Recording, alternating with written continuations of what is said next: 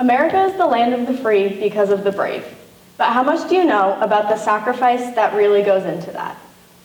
I'm Courtney McKean, and for my project this semester, I raised money to donate to a charity that supports veterans. Now, I want to introduce you to the man that inspired this project. This is my grandfather. He served in the United States Navy for 9 years, including 4 years of ROTC at Tufts University, and then around the country on naval bases, and even went to Vietnam.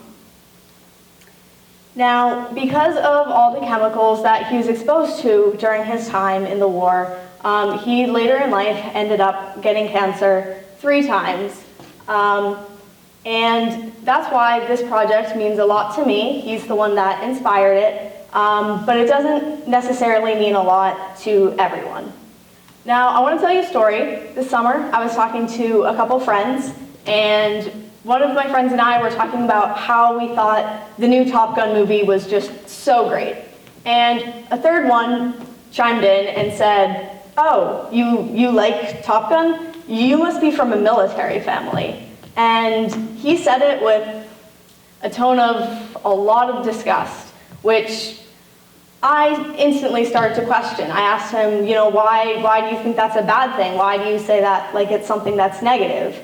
And he just started to talk about how he doesn't like the military, he doesn't think that politically a lot of the military aligned with him, and how he was just simply against it.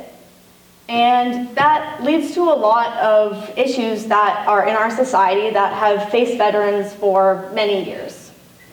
World War II veterans were hailed as heroes and given parades in the streets coming home from war, but then come the Vietnam War, veterans were mistreated. They were encouraged not to wear their uniforms when out in public and when coming home. I'm proud to say that my grandfather did not listen to that. He decided to still wear his uniform. But then today, a lot of Gen Z, like that one friend that I had been talking to, and a lot of other kids our age, don't respect the sacrifice that veterans make for us. According to the Pentagon, 77% of Gen Z is not qualified to go into the military, and that is due to a lot of different things such as criminal records, tattoos, and other medical factors that just don't allow for children our age to go into service. Last year, the Army fell short of recruiting by 25%. Now, I also want to talk about the physical challenges that veterans are presented with both during and after service. 67% of veterans suffer from a physical injury related to service. And like my grandfather, they are also more likely to be diagnosed with cancer later on in life, with a rate of 11.4% of veterans being diagnosed with cancer, as opposed to only 10% for civilians. I also got to interview a Service Academy cadet who is at the United States Air Force Academy, who graduated from this school last year, and he told me that Service Academy members are 200 times more likely for a shoulder injury than at other schools.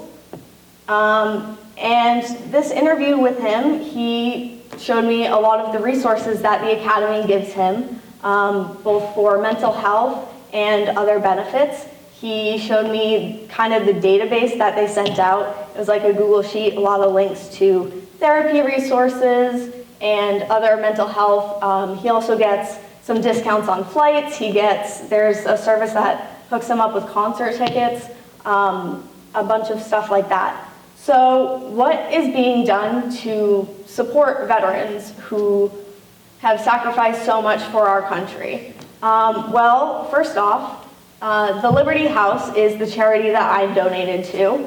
For my project, I made bracelets. You can see I'm wearing one of them now, jumbled up with all my other bracelets.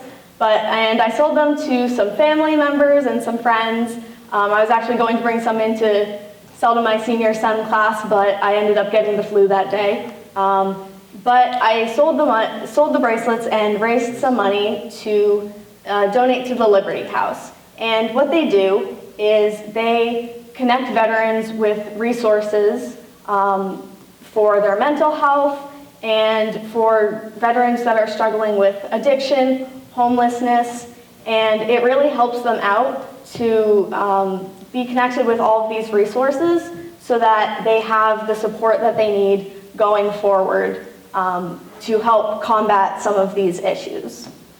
So if I can leave you with one thing today, it would be to thank a veteran. The sacrifice that they have given has been so much. Veterans are more likely to commit suicide. There is a lot more mental health issues such as PTSD, depression that they go through. There are the physical challenges. So the best that we can do for them is give them our respect and thank them for their service, and please respect everything that they've done for us. So thank a veteran, and thank you for listening to my project. Are there any questions? Teddy. So after your research and everything, would you ever consider joining the military yourself? So for me personally, I don't know if it's like necessarily part of my plan. I would definitely consider it because it does kind of fit into the career path of diplomacy that I'm looking to go into. So it's not like a direct part of my plan, but I would definitely be like open to considering it. John. Do you think that the amount of people that wouldn't want to enlist in the Army as the generations go by would increase throughout the given year? I think that trends show that it is increasing.